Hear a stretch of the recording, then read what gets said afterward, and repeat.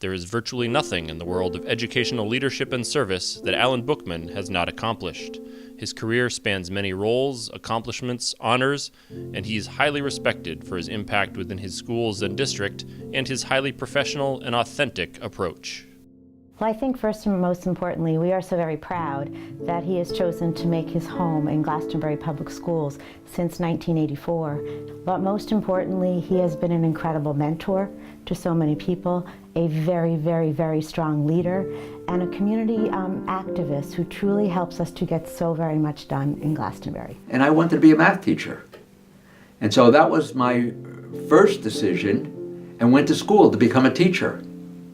Once I became a teacher, probably in my second year of teaching, I decided I wanted to be a high school principal. Just like that. I became an assistant principal and a principal. And once I became a principal at Glastonbury High School, I knew that's what I wanted to be. It was not a stepping stone, it was the place I wanted to be. And I wanted to have an effect on the lives of the students in the school.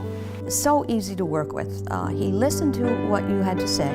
He may have had a solution in mind, but he had a unique way of making it sound like it was your idea, and not his. And it worked out very nicely. But he was a pleasure to work with, extremely supportive. Alan is that rare individual who I think has a passion for education and for working with people, but also understands the reality of the changes that have gone on in education and in the role of educational leaders. Because he's so good at what he does, he's so willing to share that with others.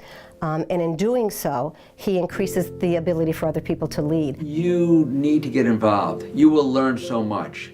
And it doesn't matter how you get involved, but it's important to get involved in CAS-CIAC, whatever your preference is, so that you can learn some things and also make the kind of contacts that you need so that you have other resources to go to when you have a question. And that's such an important part of it. The way he shares his expertise with so many other educators.